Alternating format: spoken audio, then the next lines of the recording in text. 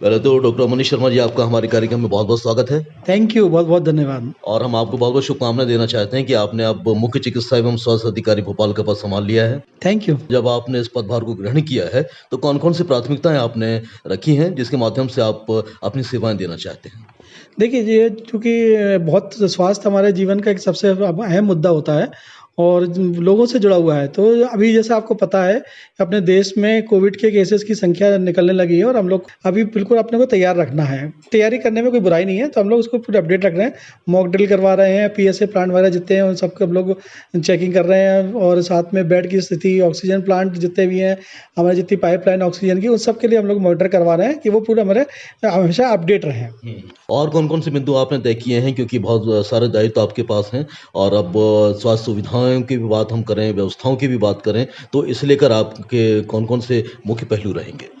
देखिए, सबसे जो मैं खुद अपना महसूस कर चुका हूँ, कई बार हम लोग को भी डॉक्टर की ज़रूरत पड़ जाती है। तो जो सबसे मुझे पेनफुल लगता है कि पेशेंट का बहुत समय जाता है किसी भी अस्पताल में। उस समय को मिनिमाइज़ करने के लिए मैंने जब ग्वालियर सीमें से तब भी हम लोगों ने प्लानिंग की थी और जब उसको इम्प्लीमेंट करने वाले थे, तब वहाँ से मैं किसी कारणवश हट गया था। तो लेकिन अब मैं चाहता हूँ भोपाल में हम उस सुविधा का लाभ दें। अभी अब चूँकि वो प्लानिंग में है, उसको जल्दी हम लोग इम्प्लीमेंट करेंगे कि मरीज़ के आने से लेके और उसके जाने तक का जो पीरियड है, उसको हम मिनिमाइज़ कैसे कर सकते हैं, इसके हम लोग यहाँ पर गहन चर्चा करके इसको हम लोग मिनिमाइज़ करेंगे। ये मेरा सबसे पहला प्राथमिक मुद्दा है।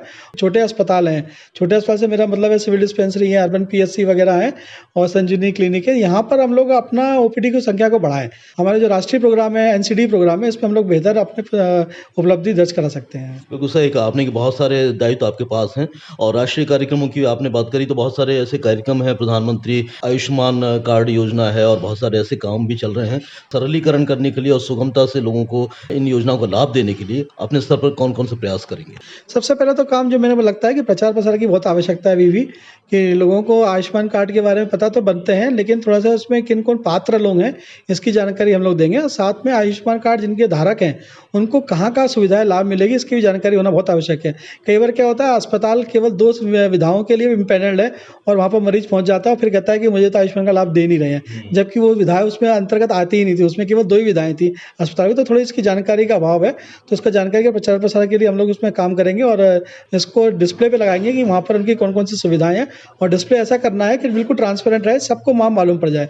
डॉक्टर मनीष शर्मा जी, आप कई सालों तक क्षय नियंत्रण कार्यक्रम से जुड़े रहे, आपने बहुत बड़ी भूमिका उसमें निभाई और अब जैसे कि आप सभी जानते हैं कि हमारे प्रधानमंत्री जी ने लक्ष्य रखा है कि जल्दी से जल्दी टीबी के उन्मूलन के लिए हमें प्रयत्नशील रहना है। उसके लिए क्षय नियंत्रण कार्यक्रम चल रहा है, निक्षय मित्र बनाए जा रहे हैं। आप इसे किस रूप में देखते हैं? बिल्कुल, ये बहुत महत्वपूर्ण प्रोग्राम है और इससे भी आम जनता, ख़ास तौर से जो गरीब तबके की जनता है, ज़्यादा प्रभावित होती है। तो हम लोग का पूरा प्रयास रहेगा कि इसमें ज़्यादा से ज़्यादा बेहतर से बेहतर हम लोग रिज़ल्ट दे सकें और मेन मुद्दा जो मैंने भी देखा था कि जो एटीटी दवाएँ खाते हैं, उनका ड्रॉप आउट फिगर को हम लोग को कम से कम करना है कि जो दवा खा रहे हैं, वो पूरा कोर्स अपना पूरा करें। अब तो एक नए रिजिम भी आती जा रही है, तो उसमें भी हम लोग मोटिवेट करेंगे कि ज़्यादा से ज़्यादा लोग अपना जाँच कराएँ और नई रिजिम के अंतर्गत अपना संपूर्ण इलाज कम समय में पूरा करें। हमीदिया अस्पताल हो या फिर 1250 जयप्रकाश अस्पताल हो या फिर दूसरे अस्पताल हों, इन अस्पतालों की व्यवस्थाओं को आप किस रूप में देखते हैं और क्या बेहतरी के लिए प्रयास करेंगे आप? बिल्कुल, ये भी एक अच्छा सवाल है आपका। आज ही हम लोगों ने बैठक करी थी जिला अस्पताल के डॉक्टरों के साथ में। तो वहाँ पर हम लोगों ने मेरा उद्देश्य था, मैंने लोगों से यही बात की है कि हम लोग एक सर्विस प्रोवाइडर हैं। सर्विस प्रोवाइडर का एटीट्यूड अगर गड़बड़ है, तो आप उनको कुछ भी लाभ दे देंगे, तो वो आपसे संतुष्ट नहीं होगा।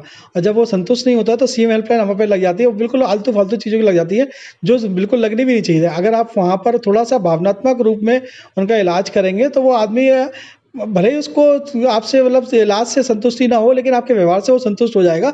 आम जनता से आप क्या अपेक्षा करना चाहते हैं? क्योंकि आप तो अपने दायित्व बखूबी निभाने के लिए प्रयत्नशील हैं ही, लेकिन जनता किस प्रकार से सहभागी बन सकती है इन तमाम कार्यक्रमों को सफलतापूर्वक संचालित करने के लिए? मैं बस ये कहना चाहूँगा, आम जनता से मेरा ये अनुरोध रहेगा कि अपन सरकारी संस्थाओं पे ज़्यादा विश्वास करते हुए ज़्यादा से ज़्यादा इसका लाभ लें। अगर कहीं कोई समस्या आ रही है, तो वहाँ पर नियमित जो प्रभारी होते हैं, उनसे संपर्क करें और वहाँ से संपर्क करने के बाद भी अगर उनका समस्या का निराकरण नहीं हो रहा, तो बिल्कुल आप मेरे पास आएँ।